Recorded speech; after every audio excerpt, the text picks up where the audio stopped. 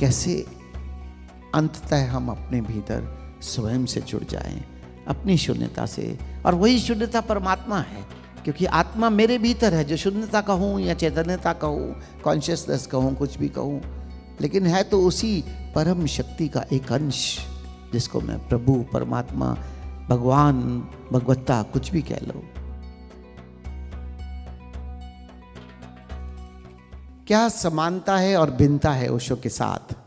समानता तो साधना की गहराई में सभी संतों की एक ही बात है, और वो है अपने भीतर की आत्मा, अपने भीतर की शून्यता, अपने भीतर तक, स्वयं तक कैसे लौट आए। लेकिन बाहर बात करने के तरीके सभी संतों ने अपनी अपनी शैली में अपने अपने तरीके से भिन्न लिए हैं। किसको कैसे समझ में आ जाए कि बात कहाँ से दुख से आनंद की ओर चली जाए। जब बुद्ध कहते हैं पहले आर्य सत्य में कि जीवन दुख है, तो जीवन दुख किसके लिए है? बुद्ध के लिए जीवन दुख नहीं है।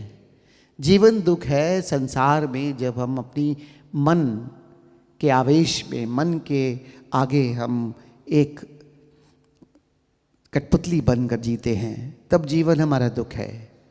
और इसको ओशो जो है उसकी बात नहीं करते, ओशो जो संभावना है उसकी बात करते हैं और कहते हैं जीवन आनंद है। ये भेद है। एक जहां हम खड़े हैं बुद्ध वहां की बात कर रहे हैं, संसारी की, और एक संसारी की संभावना है, जीवन आनंद है, उसकी बात कर रहे हैं। जीवन दुख है, थोड़ी सी डिप्रेसिव फीलिंग ले आता है। जीवन दुख है, आदमी वहीं दुख को समझने लगता है। लेकिन क्योंकि ओशो उत्सववादी है, उत्सववादी नाचता गाता हुआ धर्म की बात करते हैं, इसलिए ओशो नकारात्मक बात नहीं करते। ओशो सकारात्मक दृष्टिकोण देते हैं कि जीवन आनंद है, बस तुम इसको ध्यान से जान लो।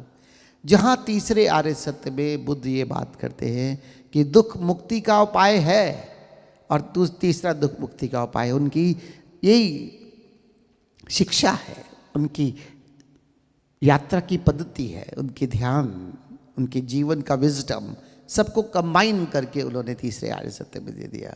जबकि ओशो ने 650 किताबों में से 600 किताबें या 620 किताबें इस विजडम पर बोल दी कि जागते हुए जीवन, पल पल जीवन जियो, यहाँ पर लिव हियर एंड नाउ। और जैसे he live here and now करते हो, जीवन आनंद भी शुरू हो जाता है। क्योंकि जब तक इस पल में रहोगे, मन आपको पकड़ ही नहीं सकता, क्योंकि मन तो है ही भविष्य या भूतकाल, वो सिर्फ कल्पना।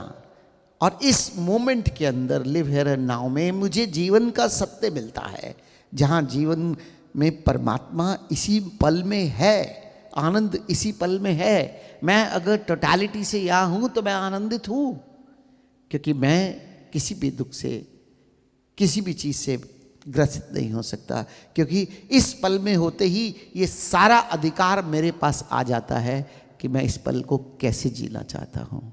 और जब ओशो कहते हैं कि जीवन आनंद है, जीवन एक गीत है, जीवन एक नृत्य है, इसका मतलब इस पल में जब मैं इस पल की हुकूमत के साथ जीता हूँ, तो मैं जैसे चाहूँ इस पल को जी सकता हूँ। और कौन है जो जीवन को दुखी होकर जीना चाहता है? इसलिए बात दोनों ही एक करते हैं, लेकिन दोनों के एक्सप्रेशंस दोनों के भिन्न हैं। एक जीवन में नकारात्मक दृष्टिकोण से शुरू कर कर सकारात्मक दृष्टिकोण की ओर ले आता है, और ओशो सकारात्मक दृष्टिकोण की ही बात करते हैं, हमेशा लाइफ पॉजिटिव। बस उसको जीने का तरीका सीख ले। मोटिवेशन दोनों का ही है कि साधना में गहराई पे चले जाएं, अपनी शून्यता के साथ अपना तादात्म्य बना लें। लेकिन एक दुख से पीड़ित अवस्था की सूचना देकर उसके प्रति जागृत करके, और साधना के माध्यम से और विजडम के माध्यम से जीवन आनंद है इस ओर ले आता है।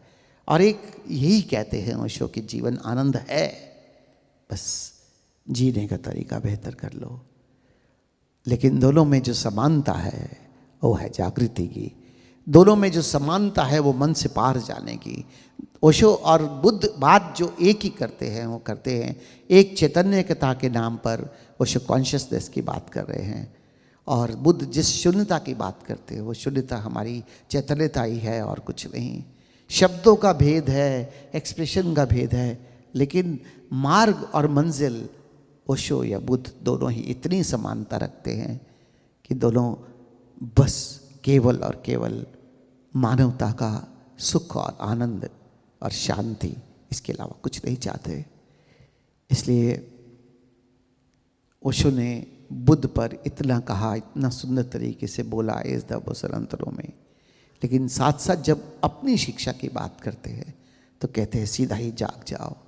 इतने जाग जाओ कि एक बार जब जागने का इतना अभ्यास हो जाए कि जागना तुम्हारा सहज स्वभाव बन जाए, वहाँ पर विधियों की भी आवश्यकता नहीं है और वहाँ पहुँचकर विधियों को भी छोड़ देना।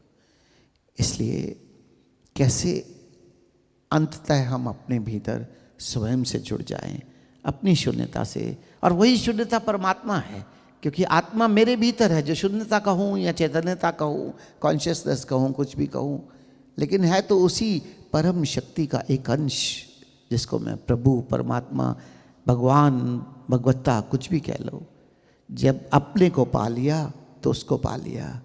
इसलिए मैं अक्सर एक बात कहता हूँ कि अपने को पाने से केवल हम परमात्मा को पाते ही नहीं, परमात्मा हो जाते हैं, क्योंकि हम उस शून्य आकाश में जब मिटकर शून्य ही हो जाते हैं तो वो परमात्मा की अनुभूति नहीं बल्कि परमात्मा जैसा होना है।